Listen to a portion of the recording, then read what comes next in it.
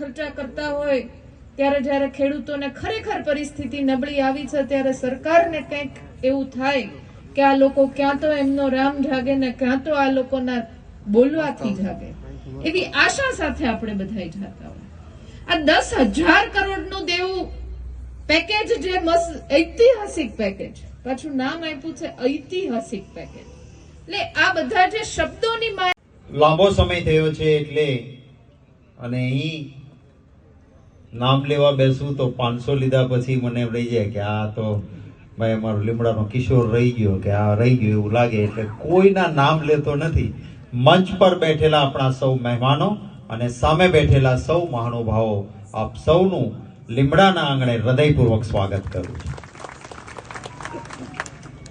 હું પણ ખેતી સાથે જોડાયેલો છું. અહીં બેઠેલા બધા ખેતી સાથે જોડાયેલા છે. લાલજીભાઈ કહે છે ટ્રેક્ટર આજે સારું હાંક્યું. અરે વાહન હાંકતા શીખ્યો ત્યારે ટ્રેક્ટરથી શીખ્યો હતો ને હાંકતા શીખ્યો.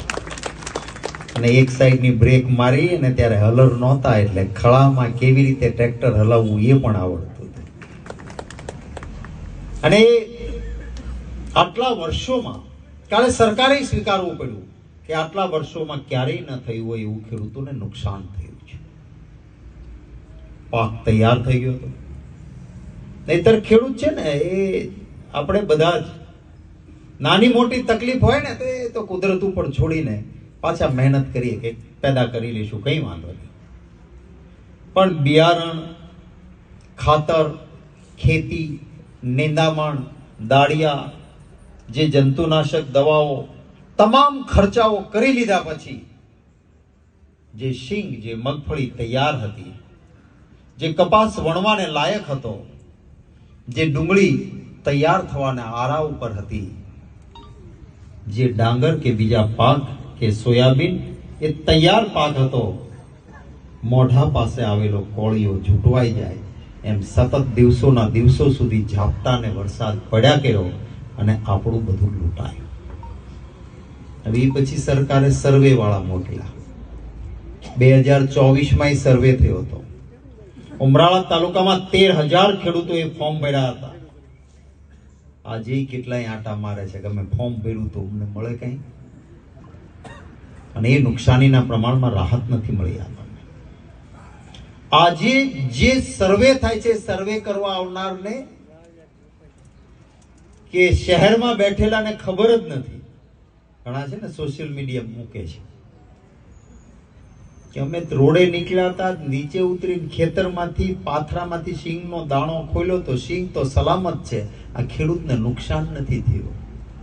અરે તમને ભાન નથી, આ પલળેલી શીંગ છે, 2 દિવસ પછી સહેજ તડકો નીકળશે એટલે એમાંથી કોંટો ફૂટશે, ઉગી ગયેલો દાણો હશે અને એ કોઈ કામનો નહીં હોય, ખાતર થઈ જશે. એ એમને ખબર નથી. આ ભાજપ વાળા નહીં ખબર નથી, આ ટીવી ડિબેટમાં જાય છે નહીં ખબર નથી કે આ જે ખેડૂતનું લૂંટાયું છે એમાં 1 પૈસાની આવક નહીં રહે. કપાસના ઉપર પાણીનો છાંટો પડે એ ઝેર જેવો હોય, એ લાંબો તાંતણો રૂનો થઈ ગયો હોય અને પછી એ વેચવા માટે જાય કપાસ, તો એ કપાસને ઢળનો કપાસ ખે એને કોઈ પૂરતા પૈસા આપવાનું નથી. એક ખેત પેદાશના પાકો એમાં ખેડૂત પાયમાલ થયો છે. ત્યારે શા માટે ખેડૂતે આજે કે અમારે શા માટે લડવું પડે છે? આપને યાદ હશે, ન હોય તો જૂના મંડળીના કોઈ જૂના મંત્રીઓ એને પૂછજો. અગાઉ ક્યારેય ખેડૂતોના પાકની વીમાની યોજના જ નહોતી. રાજીવ ગાંધી વડાપ્રધાન હતા, ગુજરાતમાં આવ્યા, દુષ્કાળ જોયો અને એણે કહ્યું કે એક ફેક્ટરી વાળો ફેક્ટરી નાખે અને એને કોઈ નુકસાન જાય કે અકસ્માત થાય તો એને વીમો મળે. કોઈ વાહન લઈને ગાડી લઈને જતો હોય ને એને અકસ્માત થાય તો એની સલામતી માટે એને વીમો મળે. તો ખેડૂત કુદરત સામે લડીને જગતનો તાત છે, એને વીમો કેમ ન મળે એમ કહીને પહેલી વખત આ દેશમાં પાક વીમા યોજના કોઈ લાવ્યું તો રાજીવ ગાંધી લાવ્યા.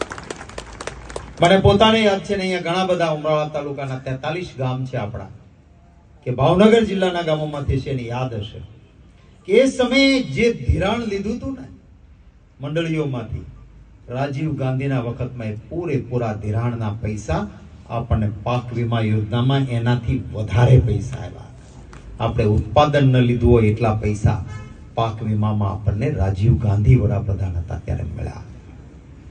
આજે દેશમાં કોઈ પણ રાજ્યમાં જાઓ, ખેડૂત માટે કિસાન બીમા ફસલ યોજના છે, એટલે ખેડૂત એનો વીમો લઈ શકે. પ્રીમિયમ ભરો, વીમો લીધો, આવી આફત આવે તો પ્રીમિયમના પૈસા મળે. ગુજરાત એક જ એવું રાજ્ય છે જ્યાં ખેડૂતને વીમો લઈ શકતા નથી. 2020ના ઓગસ્ટ મહિનાથી આ ભારતીય જનતા પાર્ટીની સરકારે વીમા યોજના બંધ કરી દીધી. જો આજે વીમા યોજના હોત તો જેણે ધિરાણ લીધા કે વીમો લીધો હોત એને 2 હેક્ટરની મર્યાદા નહીં, જેટલું વાવેતર કર્યું હોત એનો પૂરેપૂરો વીમો આજે ખેડૂતને મળી ગયો હોત. મારો પહેલો સવાલ આ સરકારને એ છે કે તમે જવાબ આપો ગુજરાતના ખેડૂતોને, પછી બીજા ફાંકા પછી મારજો. પહેલા જવાબ આપો કે આખા દેશના ખેડૂત વીમો લઈ શકે છે, તો ગુજરાતના મારા ખેડૂતની પાક વીમા યોજના શા માટે બંધ કરી છે? તમે એનો જવાબ આપો. આ જવાબ નહીં આપે. જેનું જેટલું વાવેતર એને એટલું વળતર. આ માંગણી હું શું કામ કરું છું? આ ભાજપે ઐતિહાસિક કર્યું કે ખેડૂતોનો ભાવ 2013-14માં મગફળી હોય કે કપાસ હોય કે અન્ય ભાવ જે આસમાને હતા એને તળિયે લઈ આવી દીધા. અહીંયા ઉપસ્થિત સમગ્ર જિલ્લામાંથી પધારેલા કોંગ્રેસ પક્ષના આગેવાનો અને ખેડૂતો અને જેમણે ટ્રેક્ટર સાથે રહીને ટ્રેક્ટર ચલાવીને સોમનાથથી દ્વારકા સુધી જઈ હર હંમેશ ઉત્સાહ વર્ધનનું કાર્ય કરતા, લડાઈ લડતા માન્ય શક્તિસિંહભાઈ આ યાત્રામાં ખભે ખભો મિલાવીને જે છેકથી છેક સુધી આખી યાત્રાના આયોજનમાં જેમની ભૂમિકા છે એવા પાલભાઈ, એવા અમારા લલિતભાઈ, સૌ મંચસ્થ, મને નામ લેવાની બધાની ના પાડી એટલે સૌ મોંમાં આવેલો કોળિયો છીનવાઈ ગયો ત્યારે 30 વર્ષથી ખેડૂતના નામે હાલતી આ સરકારમાં ખેડૂતોના હિતની વાત કરી, ખેડૂતોના દેવા માફીની વાત કરી. આ દેવા માફીની જ્યારે અમે વાત કરીને સર્વેની વાતો આવી, શક્તિસિંહભાઈ બરાબર યાદ છે, 1 તારીખે અમે પ્રેસ કોન્ફરન્સ અમરેલીની અંદર કરી. તાલુકે ધરણા અમારા ચાલુ થયા, ખેડૂતોના હિતની વાત કરી ત્યારે ભારતીય જનતા પાર્ટીના પ્રવક્તાઓ ટીવીની અંદર બેસી ગયા, પ્રવક્તા તરીકે એની ભૂમિકા નિભાવી. ભૂતકાળમાં જ્યારે આફતો આવી નાના પેકેજોમાં કોઈ પણ જિલ્લાની અંદર નાનું પેકેજ આપી અને ખેડૂતોને ભૂલવાડવાની વાત કરે. લીમડા ગામના રામજીભાઈને સહાય મળે અને એના સેઢા ઉપર વધુ ભાવ હોય તો એને સહાય ના મળે. આ અમરેલી જિલ્લામાં મેં ખેડૂત આક્રોશ રેલી જે સોમનાથથી શરૂ કરીને ભાવનગર જિલ્લાના ઉમરાળા તાલુકાના લીમડા ગામની અંદર પહોંચી છે, ત્યારે ભાવનગર જિલ્લા કોંગ્રેસ સમિતિ વતી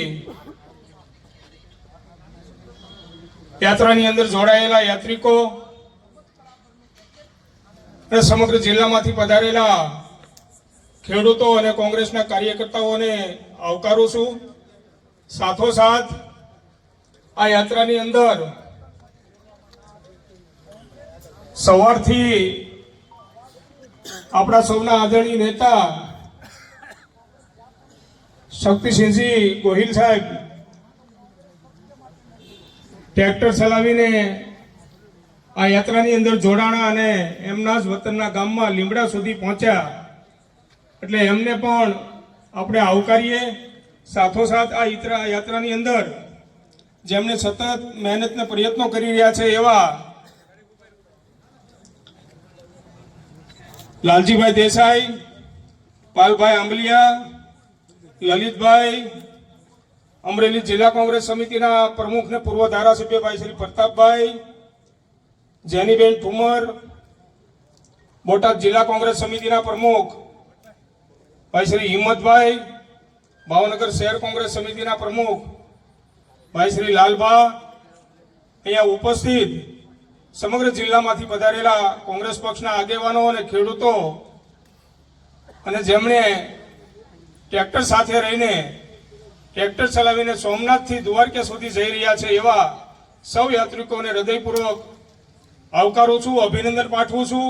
સાથોસાથ જિલ્લા કોંગ્રેસ સમિતિ વતી અને ભાવનગર જિલ્લા વતી ફરીથી હૃદયપૂર્વક આવકારું છું, અભિનંદન પાઠવું છું. અસ્તુ. જય હિન્દ.